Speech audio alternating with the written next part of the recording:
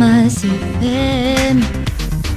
Massinger Live, par vous, pour vous. Salut tout le monde, c'est Faisal à l'antenne. J'espère que vous êtes chaud pour une deuxième émission, toujours en compagnie des reporters Malak et Alia, et du chroniqueur du moment Hamza. Et cette fois-ci, spécialement, s'ajoute à l'équipe une nouvelle chroniqueuse qui avait déjà fait de la web radio l'année dernière, Malak Akadji. On m'a dit que tu faisais partie du congrès MLF, est-ce que c'est vrai? Oui, exactement. Et d'ailleurs, je suis très heureuse de vous accompagner en cette saison aussi. Merci beaucoup. Et bien sûr les techs, Hamza B et Omar, qui sont toujours à nos côtés pour assurer la transmission de cette émission. Alors, pendant cette émission, Malak nous fera entendre sa chronique qui parle des tenues dans les Mioun, qui suivra de l'interview de Madame la vice-présidente de la santé, Kenza Mestassim, par Alia. Et juste après, Malak nous présentera son invité, Zinem Meshish, la déléguée de Colombie qui siège au comité des droits de l'homme. Elle nous donnera la position de son pays dans ce domaine. Directement suivi de la chronique d'Hamza, qui compte nous parler du monde au Maroc. Et enfin, on finira par Monsieur Egea, du comité de rédaction qui se fera questionner par Alia. Alors comme vous pouvez le remarquer, cette émission s'annonce chargée. Alors on commence tout de suite avec l'interview de Monsieur Aguer, l'encadrant espagnol. Malak, on t'écoute. Exactement, Faisal. Donc j'ai à mes côtés aujourd'hui Monsieur Aguer. Vous êtes l'encadrant espagnol venu tout droit des alentours de Madrid du lycée Molière. Pouvez-vous vous présenter un peu et présenter votre lycée? Alors, bonjour à tout le monde. Je suis Monsieur Aguer, je suis un professeur d'histoire-géographie au lycée Molière de Villanueva de la Cañada, dans la communauté de Madrid. Et voilà pour mon rôle dans l'établissement. L'établissement d'où je viens est un établissement de l'OSUI MLF, de la même association que celle auquel appartient le lycée Massignon. Par rapport au lycée Massignon, c'est un petit établissement d'à peu près 900 élèves si on compte les primaires. Merci beaucoup et vous avez parlé de votre rôle. Qu'est-ce que le rôle d'un encadrant? Donc mon rôle dans l'équipe est un rôle qui a été mineur puisque en fait tout le travail d'organisation vraiment a été réalisé par vous. À la fois le lycée Massignon dans son ensemble, mais particulièrement par Monsieur Bellarbi, qui nous a grandement facilité la tâche. Et mon rôle a été de mettre en relation nos parents d'élèves, les élèves que j'ai accompagnés, et puis votre organisation à vous. Vous avez dit que vous veniez du lycée Molière qui est dans les alentours de Madrid, mais pourquoi votre lycée et pas un autre? Par quel biais avez-vous été contacté et pourquoi vous? Alors nous sommes là d'abord grâce à votre gentillesse, parce que vous nous avez invités. Merci.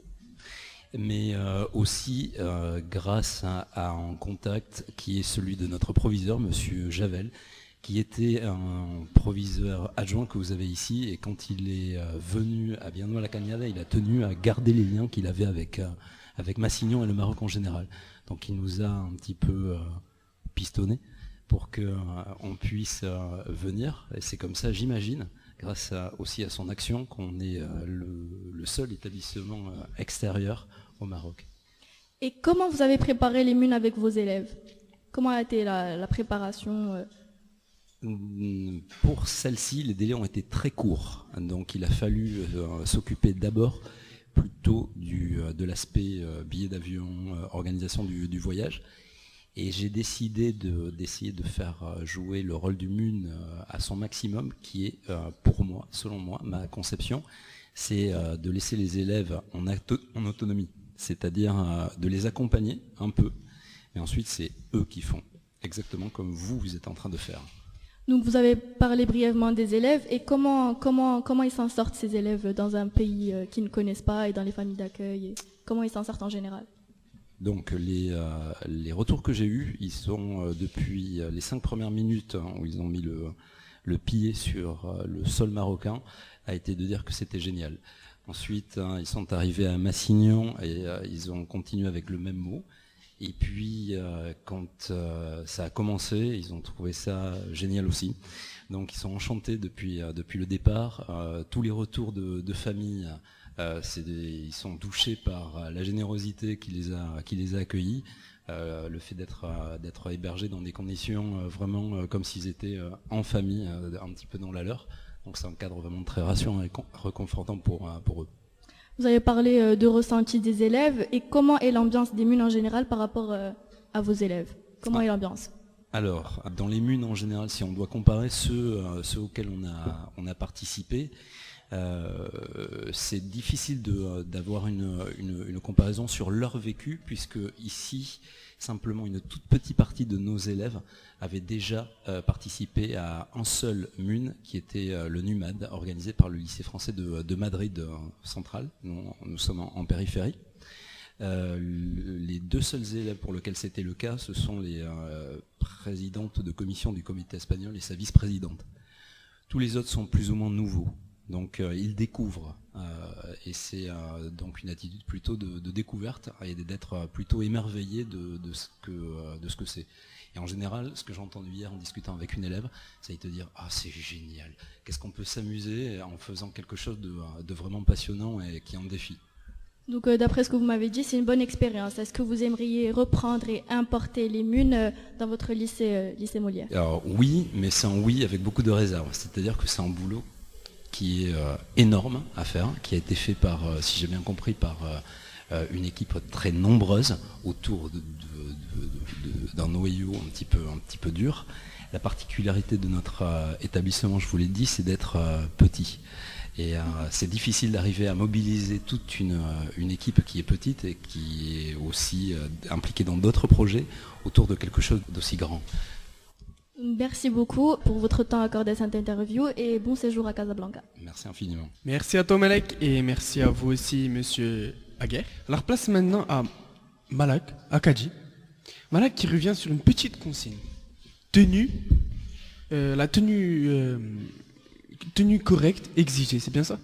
Ouais, exactement. Eh bien, on n'a pas beaucoup entendu parler de cette phrase, mais je peux vous assurer qu'elle a été le centre même des soucis des candidats. Encore plus important que quelle problématique vais-je traiter ou encore quelles sont mes résolutions, la question que vais-je mettre prône sur les discussions et pensées. Un vrai défilé de mode qui a pour podium les couloirs du lycée. Qu'il soit président, vice-président ou délégué, la tenue formelle prend une grande importance au sein de cette simulation des Nations Unies. Des tenues qui, outre le fait d'être esthétiques, prouvent professionnalisme et intégrité des participants. Nous avons alors le grand plaisir de voir des gens que nous côtoyons tous les jours en costume cravate ou encore pour les filles en jupe tailleur. Je ne crois d'ailleurs pas que ce soit une grande partie de plaisir pour ces derniers, qu'on devine très mal à l'aise dans ces tenues loin des jeans et des converses dont ils ont l'habitude. Puis ne parlant même pas des talons insupportables que les filles sont obligées de mettre et qui leur font, je cite, un mal de chien. En tout cas, je peux vous dire que c'est très agréable pour les yeux et personnellement, ça ne me dérangerait pas de voir ça tous les jours. N'est-ce pas Faisal? Ouais, je suis d'accord avec toi. Alors, merci beaucoup Malek, on te remercie. On vous reprend dans quelques secondes juste après une bande sonore.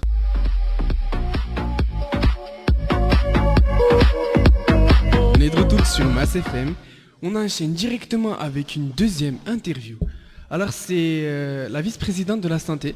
Alia, tu nous représentes? Oui, tout à fait. Donc bonjour Madame la vice-présidente du comité de santé, Kinzal Mstassi. Bonjour. Pouvez-vous nous parler de votre comité? Donc notre comité traite de la santé. Donc les deux problématiques qu'on débat concernent la famine en Afrique et la santé et le bien-être dans le monde en fait. En quoi consiste votre fonction? En tant que vice-présidente, j'aide la présidente lors de l'animation des débats et j'aide également les délégués en cas de problème. On entend souvent parler des débats formels et informels. Est-ce que vous pouvez nous expliquer c'est quoi exactement? En fait, les débats informels précèdent les débats formels et pendant les débats informels, les délégués discutent entre eux sans vraiment avoir à être très formels dans la discussion comme l'indique le nom, plus pour trouver des signataires pour la résolution et pour vraiment savoir ce que chacun sait sur le sujet. Ensuite, pendant les débats formels, c'est un débat vraiment qui est vraiment organisé par la présidence et donc on distribue la parole, etc. Et les délégués parlent vraiment de manière très formelle et c'est à ce moment-là que les résolutions sont réellement débattues avec des amendements, etc. Et quel est le sujet du jour? Donc aujourd'hui, on a commencé par parler de la famine et cet après-midi, normalement, on va commencer la santé et le bien-être. Donc comment les débats avancent? Les débats avancent plutôt bien. On avait un peu peur au début parce que après Masmoun qui avait eu aux Humoun. On était un peu réticentes parce qu'au début, les débats avaient un peu du mal à commencer. Mais là, ça va, ils s'engagent vraiment dans ce qu'ils font. Merci Madame la vice-présidente du comité de santé, Kenzel Mstessi. À très bientôt. Merci à vous. Merci Alia et merci à vous aussi madame. Alors directement on enchaîne avec une deuxième interview. On a en face de nous une déléguée de Colombie, Znem Meshish. Oui Faisal, bonjour Madame la déléguée de la Colombie au sein du Conseil des droits de l'homme. Bonjour. J'aurais quelques questions à vous poser. Quel est le rôle d'un délégué? Alors, dans cette conférence, le rôle d'un délégué est de bien représenter son pays, ses principes et ses valeurs. C'est un rôle très important car la personne qui représente le pays ne représente pas ses principes ou ses valeurs personnelles, mais bien celles du pays. Donc, la connaissance de son pays est très importante. Lorsqu'on connaît son pays sur le bout des doigts, le débat est très intéressant et on peut répondre du tac au tac. Et justement à propos de votre pays, pourquoi avoir choisi la Colombie? Alors la Colombie, c'est pas moi qui l'ai choisi, en fait on me l'a attribué, donc voilà. Et il me semble que vous avez des problématiques à chaque débat. Quelles sont les deux problématiques aujourd'hui abordées et quelle est la position de la Colombie par rapport à celle-ci? Donc, dans le Conseil des droits de l'homme, les deux problématiques abordées traitent donc tout d'abord de l'accès à une éducation de qualité dans tout le monde et l'émancipation de la femme. Et la Colombie est-elle plus en conflit ou en accord avec les autres pays, les autres délégués?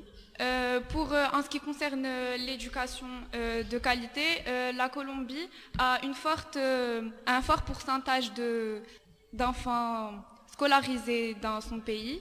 D'ailleurs, c'est un des seuls pays où les filles sont plus scolarisées que les garçons. Et en ce qui concerne l'émancipation de la femme, la Colombie est un pays où les hommes sont plutôt machistes, mais les femmes font régulièrement certaines révoltes pour faire changer les choses. Donc la Colombie est à peu près un peu optimiste quant à l'émancipation de la femme. Par rapport aux autres pays, il y a plusieurs pays dans ce comité, mais la majorité sont en accord avec la Colombie. Merci pour ta réponse. Et enfin, quelle est l'ambiance en général avec les différents pays au sein des débats? Les débats sont parfois très conflictuels et tumultueux, mais ils sont souvent pas très tendus et assez paisibles. Merci beaucoup, Madame la déléguée de la Colombie au sein du Conseil des droits de l'homme, et à bientôt. Merci, au revoir. Merci à vous deux et on remercie encore une fois Madame la déléguée. Alors, tout de suite, après quelques secondes, on vous reprend juste après la bande sonore.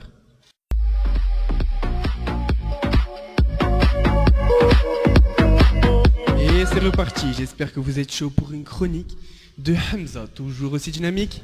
Et oui Faisal. Donc du 11 au 13 novembre, Faisal, le monde se rassemble au Maroc.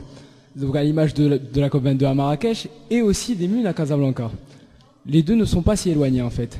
Des représentants de plusieurs nationalités abordent des problématiques qui n'attendent que d'être résolues. Je tiens à souligner quand même les efforts que chacun fait pour la bienséance de ces débats. Mais bon, malgré cela, la barrière de la langue s'est faite quelquefois ressentir. Mais l'intention y était. La bonne humeur était au rendez-vous dans chacun des secteurs aujourd'hui. Et cela n'a rien à voir avec la nationalité. Mais c'est surtout les débats qui étaient à l'honneur. Débats qui se passent à merveille, sous une seule bannière, la solidarité. J'espère que l'épreuve de ces débats, c'était de surpasser la difficulté de la communication dans tous les secteurs.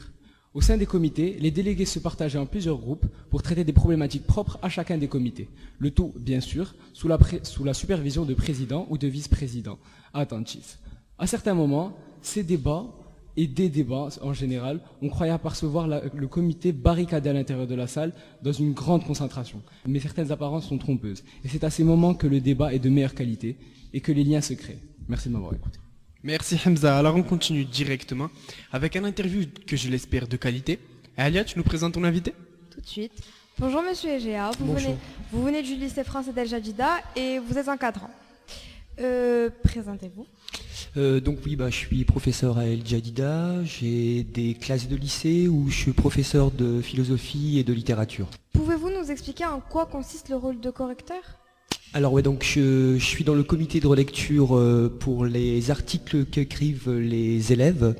Et donc au plus simple, je corrige 2-3 fautes. Lorsque c'est des fois ça pose plus de problèmes, je remets en forme un article. Mais mon but, c'est quand même de respecter ce que l'élève a marqué, en tout cas le fond. Et puis je renvoie cet article à un autre comité qui lui va le mettre sur le site de l'école, voilà. Et on me dit que vous êtes le responsable de la web radio d'Al Jadida. En tant que confrère, que pensez-vous de la première de Mass FM? Alors la première, en tout cas moi ce que j'ai vu c'est très bien, c'est même impressionnant. Alors je ne suis pas le responsable, même si techniquement, comme j'ai fait une formation l'année dernière à El Jadida, souvent on me demande de regarder un petit peu comment faire fonctionner la radio de manière technique. Et cette année en fait c'est un autre groupe qui gère la radio. Et sont des collégiens, alors c'est sous une réforme qui s'appelle les EPI, et donc ils ont 2 heures par semaine ou 1 heure où ils animent une web radio, et ça jusqu'à la fin de l'année. Et que pensez-vous de la web radio dans les Munes, des Munes? Je trouve que c'est une très bonne initiative. C'est une manière aussi de relayer l'information. Nous, on est justement au comité de relecture au niveau des journalistes, travail d'écrit justement. Et là, on a un travail oral qui aussi, à sa manière, relève un peu ce qui se passe ici. Voilà. Merci Monsieur Géa d'avoir répondu à mes questions. Je vous souhaite bon courage. À très bientôt, je l'espère. Merci à vous. Merci à vous deux encore, c'était un interview digne de ce nom. Alors voilà, c'est la fin de la 3e émission de Mass FM. On espère vous revoir cet après-midi pour d'autres informations. Mass FM, Mass Union Live, par vous.